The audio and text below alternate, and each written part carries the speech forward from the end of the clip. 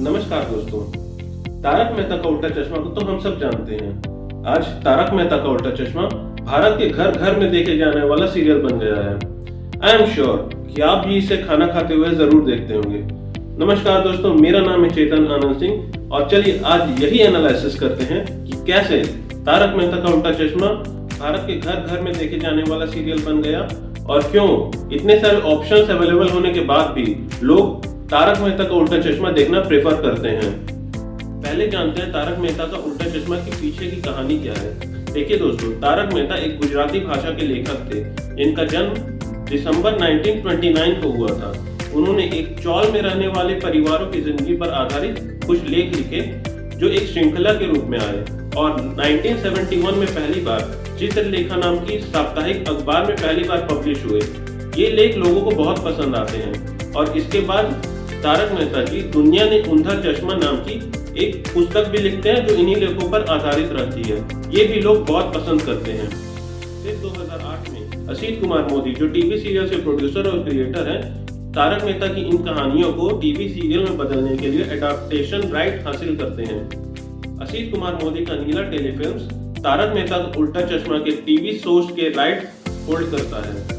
Broadcasting rights Soni सब के पास है जो कि सोनी पिक्चर्स नेटवर्क का एक पार्ट है और स्ट्रीमिंग राइट सोनी लिव के पास है। देखिए दोस्तों, इंडिया में कॉपीराइट्स लॉ किसी लेखक की मौत के 60 साल बाद तक उस लेखक की कॉपीराइट को प्रोटेक्ट करती है। तारक मेहता जी का निधन 2017 में हुआ। इस हिसाब से उनके जो भी क्रिएशंस थे, उनकी जो भी कहानियां थी वो 2077 तक कॉपीराइट लॉ के तहत प्रोटेक्टेड है। इतना ही नहीं दोस्तों, तारक मेहता का उल्टा चश्मा के किरदार जैसे जेठालाल, तारक मेहता, सोडी, इन सबको भी नीला टेलीफिल्म्स ओन करती है। 2008 में जब इंटरनेट और स्ट्रीमिंग प्लेटफॉर्म्स नहीं थे तो टीवी ही एकमात्र जरिया हुआ करता था एंटरटेनमेंट का। उस समय जो सबसे ज्यादा टीआरपी कलेक्ट करने वाले सीरियल्स होते थे टीवी पर प्रसारित किए जाने वाले, उनमें से कुछ नाम सुनिए दोस्तों। विदाई, क्योंकि सास भी कभी बहू थी, पवित्र रिश्ता, कसौटी जिंदगी की और बालिका बधू। अभी मैंने जितने नाम लिए, अगर आप ध्यान दें तो उसमें एक सिमिलैरिटी है।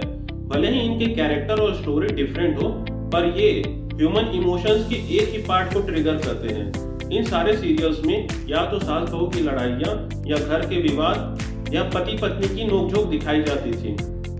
इंडिया की पब्लिक ये सारे सीरियल्स तो देख रही थी, पर ये सारे सीरियल्स बस एक ही इमोशन को ट्रिगर कर रहे थे। ये सारे सीरियल टॉक्सिक और इंटेंस ह्यूमन इमोशंस पर बेस्ड थे। इन सारी घिसी-पिटी कहानियों से लोग बोर हो चुके थे, पर मार्केट में कोई और ऑप्शन अवेलेबल नहीं था। तब असित कुमार मोदी तारक मेहता का उल्टा चश्मा लाते हैं, जिसकी कहानी सास बहू या फिर पति पत्नी की लड़ाइयों पर बेस्ड नहीं बल्कि गोकुल धाम नाम की एक सोसाइटी पर आधारित होती है, जिसमें अलग अलग परिवार रहते हैं और वो सब कैसे एक साथ मिलजुल कर रहते हैं, कैसे एक साथ अलग अलग त्योहार सेलिब्रेट करते हैं, इस पर बेस्ड थी। एक बात पता नहीं दोस्तों आपने नोटिस की या नहीं, उस समय जब तारक मेहता का उल्टा चश्मा स्टार्ट हुआ तब केवल सास बहू की लड़ाइयाँ या पति पत्नी की लड़ाइयाँ यही सीरियल्स में दिखाई जाती थी।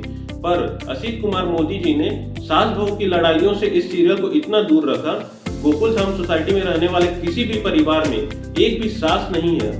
यहाँ तक कि शो के मेन कैरेक्टर जेठालाल की सास को भी सीरियल में एक बार भी नहीं दिखाया गया है।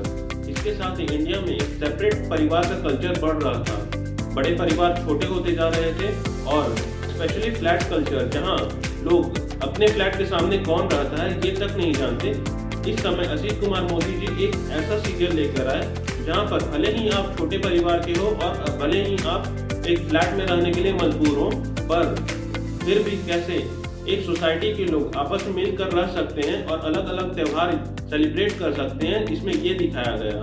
साथ ही इसमें टप्पू सेना को दिखाया गया, जैसे कि बच्चे हर सोसाइटी या फिर हर मोहल्ले में होते हैं और वो कैसे शैतानियां करते हैं। ये सारे फैक्टर्स लोगों का ध्यान आकर्षित करने में कामयाब रहे। इसके साथ ही दोस्तों एक और बात बताता हूँ, अगर आप इस सीरियल को और बाकी के सीरियल्स को ध्यान से देखें तो किसी भी बाकी के सीरियल्स में ये नहीं दिखाया जाता कि घर का जो अर्निंग मेंबर है वो कैसे पैसे की कमाई कर रहा है या फिर उनका घर कैसे चल रहा है। अलग अलग सीरियल्स में बस एक बड़ा सा घर दिखा दिया जाता है, ज्यादातर सीरियल्स में घर के अर्निंग मेंबर को सीधा करोड़पति दिखा दिया जाता है। पर तारक मेहता का उल्टा चश्मा में हर कैरेक्टर का वर्किंग प्लेस भी दिखाया जाता है और उनके वर्किंग प्लेस पर उनका स्टाफ या उनका बॉस कैसे उनसे काम करवाता है वो भी दिखाया जाता है। जैसे आपने ध्यान दिया होगा, बहुत सारे एपिसोड्स नट्टू काका और बाघा पे बेस्ड होते हैं और बहुत सारे एपिसोड मेहता साहब के बॉस पर भी बेस्ड होते हैं। साथ में सोडी का गराज भी दिखा दिया जाता है और हाथी का क्लिनिक भी। ये भी एक बड़ा फैक्टर बन के उभरता है जिसकी वजह से लोग इस सीरियल से रिलेट कर पाते हैं। और वहीं अगर आप बाकी के सीरियल को देखें, वहाँ पर घर के सारे लोगों का ध्यान बस सास बहू की लड़ाई पर या फिर पति पत्नी की लड़ाई पर होता है। यहाँ तक कि घर का जो अर्निंग मेंबर है वो भी अपने काम से ज्यादा घर के छोटे मोटे मैटर्स पर ध्यान देता है और सास बहू की लड़ाइयों पर ही इंटरेस्ट लेता है। इन सारे फैक्टर्स की वजह से तारक मेहता का उल्टा चश्मा बाकी के सीरियल से अपनी एक अलग जगह बनाने और भारत के घर घर तक पहुंचने में कामयाब हुआ। कुछ लोग ये कहते हैं कि तारक मेहता के नए एपिसोड्स में उतना मजा नहीं आता जितना कि पुराने एपिसोड्स में आया करता था। तो चलिए आज ये भी एनालिसिस करते हैं कि इसके पीछे का कारण क्या है, क्यों लोग इसमें इंटरेस्ट धीरे धीरे खोते जा रहे हैं या फिर as compare to old episode उनको न्यू एपिसोड में उतना मजा क्यों नहीं आ रहा। पॉइंट नंबर 1, तारक मेहता का उल्टा चश्मा के बहुत सारे कैरेक्टर्स बदले जा चुके हैं। जैसे तारक मेहता का खुद का कैरेक्टर जो पहले शैलेश लोढ़ा निभाया करते थे उसे बदला जा चुका है। साथ ही अंजलि, टप्पू, सोनू, सोडी, हाथी भाई, नट्टू काका, ये सारे कैरेक्टर्स बदले जा चुके हैं। साथ ही दया भाभी को बहुत सारे एपिसोड से नहीं दिखाया जा रहा है और जो नए कैरेक्टर्स हैं वो उतना रिलेट नहीं कर पा रहे हैं आज की ऑडियंस के साथ में। इसके पीछे इन कैरेक्टर्स की भी गलती नहीं है। देखिए दोस्तों, ह्यूमन माइंड जो होता है वो फेमिलियरिटी बायस पर एक्ट करता है। अगर आप किसी एक चीज को बार बार देखते रहते हैं या फिर लंबे समय तक देखते रहते हैं या आप किसी एक जगह पर बहुत लंबे समय तक रहते हैं तो आपको उससे लगाव हो जाता है। आपका माइंड उस कैरेक्टर में उस आदमी की जगह किसी और को एक्सेप्ट करने के लिए तैयार नहीं होता है या फिर तैयार होता भी है तो बहुत लंबा समय लगाता है। दूसरा कारण, टप्पू सेना बड़ी हो चुकी है और पहले जैसे शरारतें नहीं करती। जैसे टप्पू अब भेड़े के घर के कांच नहीं तोड़ता है और आजकल टप्पू सेना को ज्यादा समझदार भी दिखाया जा रहा है जिससे सीरियल में स्पाइस कमी हो जाती है। ज्यादा नोक झोंक का पॉइंट नहीं मिल पाता और लोगों का इंटरेस्ट डेवलप नहीं हो पाता है। तीसरा कारण, गोकुल धाम सोसाइटी को कुछ सालों पहले रिनोवेट किया गया। पहले के जो घर थे अब उससे एक बदला हुआ घर लोगों को देखने को मिलता है।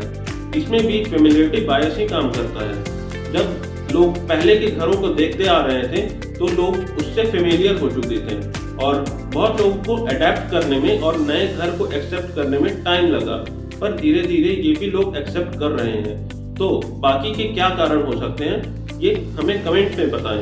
वीडियो को लाइक करें और चैनल को सब्सक्राइब जरूर करें। धन्यवाद।